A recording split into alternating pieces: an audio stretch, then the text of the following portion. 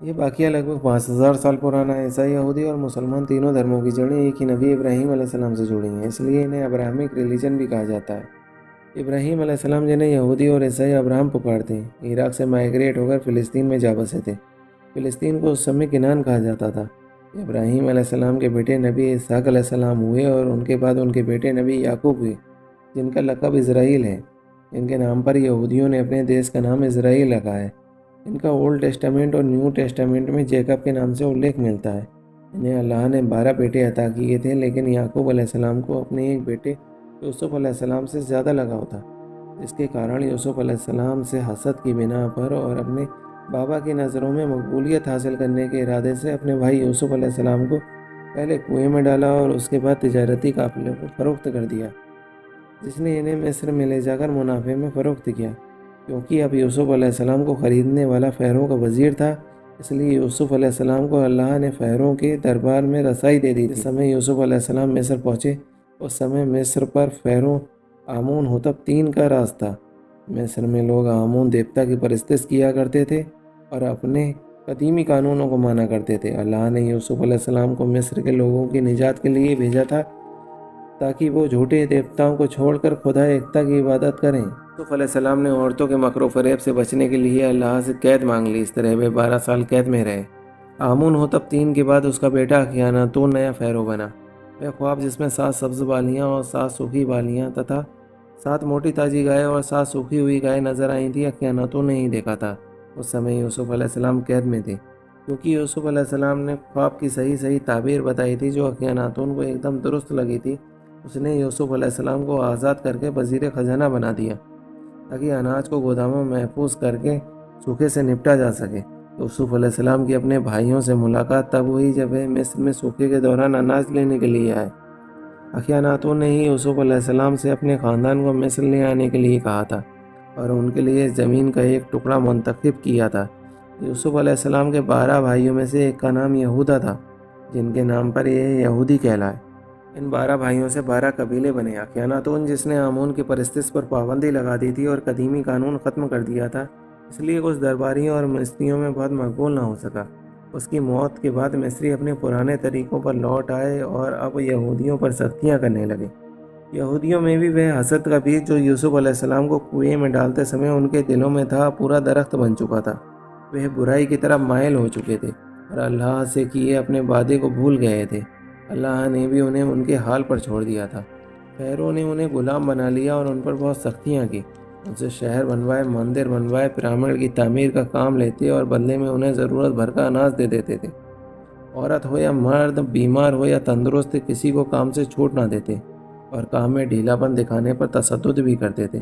پھر اللہ کو ان کے حال پر رحم آیا، سو اس نے موسیٰ علیہ السلام کو فیرو رمسیس II کے پاس بھیجا کہ انہیں یہاں سے لے جانے کا سوال کرے۔ جسے فیرو نے ٹھکرا دیا، سو بس باری باری عذاب آئے کہ آخر اس نے اپنا اکلوتا بیٹا بھی کھو دیا۔ صدمے کی حالت میں اس نے موسیٰ علیہ السلام کو بلا کر یہودیوں کو وہاں سے لے جانے کو کہا۔ جیسے ہی موسیٰ علیہ السلام اپنے لوگوں کو لے کر کچھ دور ہی نکلے ہوں گے کہ فیرو نے اپنے بیٹے کا بدلہ لینے کا ارادہ کر لیا۔ فوج کو اکٹھا کر موسیٰ علیہ السلام اور ان کے لوگوں کے تعاقب میں نکل پڑا۔ موسیٰ علیہ السلام اللہ کی رہنمائی میں لال ساگر تک جا پہنچے تھے۔ پیچھے سے فیرو کی فوج آ دھمکی۔ اب ایک طرف فوج تھی اور ایک طرف سمندر۔ اب اللہ نے موسیٰ علیہ السلام کو اپنا عصا سمندر میں مارنے کا حکم دیا۔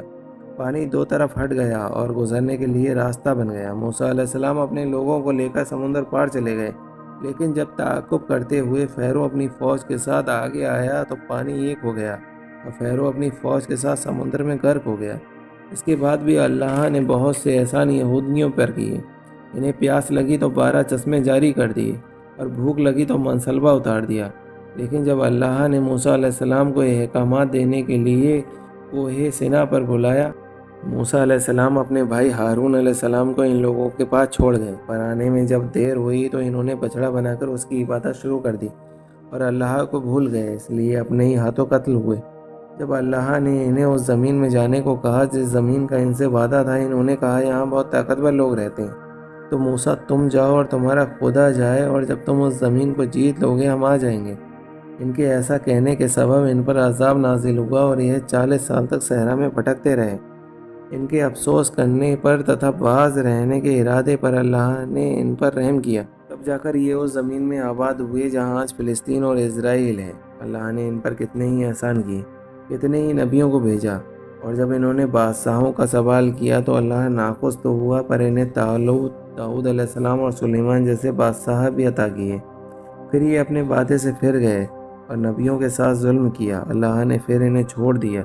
پہلے نیبوکد نظر نے حملہ کیا، ان کے ہیکل کو توڑ ڈالا اور غلام بنا کر اپنے ساتھ بیبیلون لے گیا۔ آخر سائرس اعظم نے انہیں آزاد کرایا تتھا اپنی زمین میں بسنے کی اجازت دی۔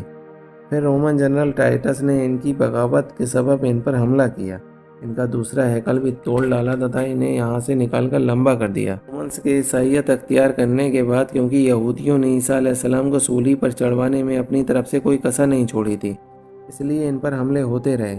تمام یورپ میں یہ بھٹکتے پھرتے رہے، انہیں شہروں میں رہنے کی اجازت نہیں تھی اور ان پر ظلم کیے گئے۔ پھر مسلمانوں کے اسپین میں حکومت قائم کرنے کے بعد ان کو کچھ سکون ملا اور راحت کی سانس لی۔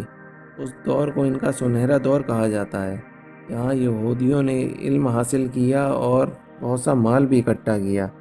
عثمانیوں کے پرتھم وشو یدھ میں ہار کے بعد چونکہ یہ فلسطین کا علاقہ انگریزوں کے قبضے میں آ چکا تھا اور یہودیوں سے ان کا معاہدہ تھا جسے بیلفور ڈکلیریشن کہا جاتا ہے، اس کے لیے پرتھم وشو یدھ میں یہودیوں نے انگریزوں کو مالی مدد دی تھی۔ انگریزوں نے یہودیوں کو فلسطین میں بسانا شروع کر دیا۔ اس طرح یہودی یہاں آباد ہونے لگے، اور دوسرے وشو یدھ میں ہٹلر کے یہودیوں پر ظلم کے سبب ان کو اور تیزی سے یہاں بسایا گیا، اور اپنے پچھمی اتحادیوں کی مدد سے انہوں نے اپنا ایک دیش قائم کر لیا، اسرائیل۔ اب جو قوم اب تک خود تشدد جھیل رہی تھی اور جو ان پر ظلم کر رہی تھی، دونوں فلسطین کے مسلمانوں پر تشدد کرنے کے لیے ساتھ کھڑے تھے۔